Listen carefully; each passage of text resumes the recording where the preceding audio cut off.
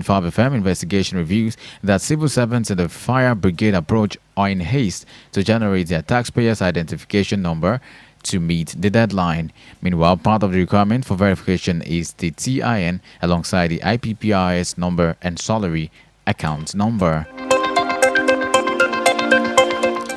The Nigeria Police Force Public Relations Officer Anuoluwapo Idowu has emphasized that cheating is a serious offense under Nigerian law, punishable by law.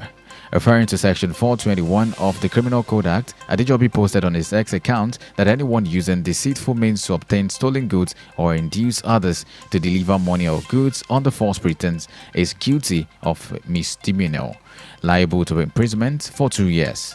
Adejobi further clarified that police don't always need a warrant for arrest in such cases. He further urged the public to note that police don't require warrant for all arrests and that instances of allegations on cheating and lies, warrants of arrest are not necessary. And straight to the continent, where Libya authorities have uncovered nearly 50 bodies this week from 2 mass graves in the country's southeastern desert. According to officials, it's the latest tragedy involving people seeking to reach Europe through the North African country. Migrant mass graves are not uncommon in Libya, but last year, authorities unearthed the bodies of at least 65 migrants. Reports also show that human traffickers have been benefiting from more than a decade of instability, smuggling migrants across the country's borders with 6 countries including Chad, Niger, Sudan, Egypt, Algeria, and Tunisia. And on the foreign scene, Ecuador's presidential election will go to a second round after a closely contested first round result failed to produce an outright winner. The electoral authorities called it a technical tie after the incumbent center-right Daniel Noboa and his left-wing challenger Luisa Gonzalez received nearly identical percentages of the votes. Hence, both candidates will now face a runoff in April, and the result is far narrower than opinion polls predicted, indicating the second round could be harder to call. Incumbent President Noboa's tenure has been defined by his focus on tackling severe gang violence. Many of his supporters hope he will secure a mandate in the runoff to continue his security policies. And to the United States, where President Donald Trump has said he will announce a 25% import tax on all steel and aluminum entering the U.S., a move that will have the biggest impact in Canada. Trump also said there would be an announcement later in the week about reciprocal tariffs on all countries that tax imports from the United States, but he did not specify which nations will be targeted or if there would be any exemptions. During his first term, Trump puts tariffs of 25% on steel imports and 10% on aluminum import from Canada, Mexico, and the European Union. Trump's move marked another major escalation in Trump's trade policy, which has already sparked retaliation from China. And if you're just joining us, you're listening to the World News on 103.5 FM Ibadan. Don't forget to follow us on all our social media handles at Honor 103.5 FM. You can also listen live on Radio Garden at Honor FM Ibadan. And now to business news. In business, industry operators have criticized Nigeria spending not less than 1.57 trillion naira on crude oil production monthly, translating to about 18 trillion naira annually.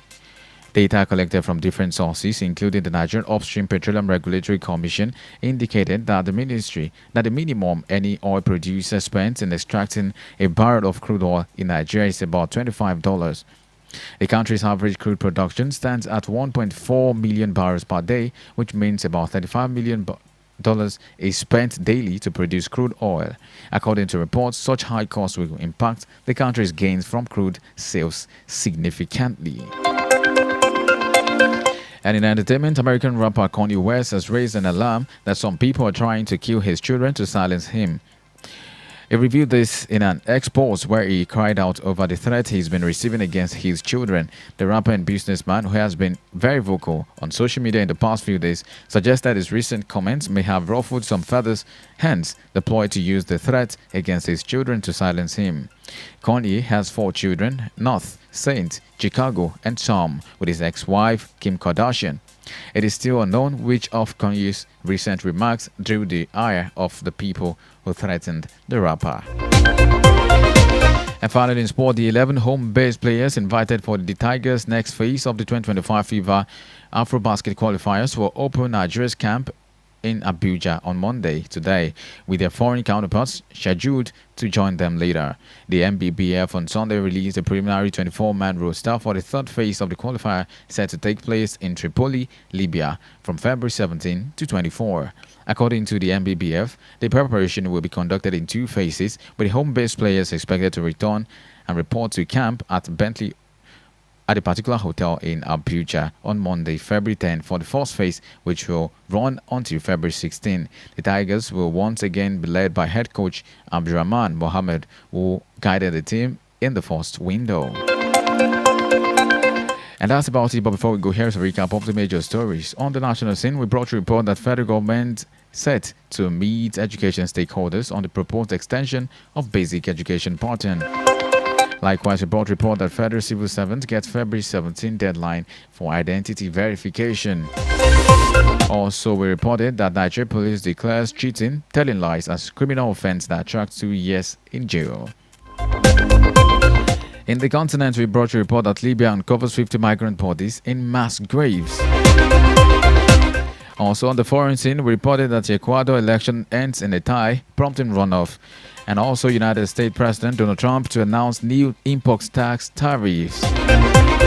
In business on the home front, we brought you a report that industry operators decries Nigeria spending 18 trillion naira on crude oil production. In entertainment, we reported that rapper Kanye West alleges threats against his children. And finally, in sport, we reported that the Tigers camp opens today ahead crucial Afro-basketball qualifiers. For eyewitness report, news mentions, and news commercials, contact the Honor FM newsroom at 081-767-55555 or 091-360-01035. You can also visit our website at honorfm1035.net for more information. The news was compiled and edited by Temi Tokwe Dada. Once and again, I am Anuoluwapo Idowu. A warm afternoon to you.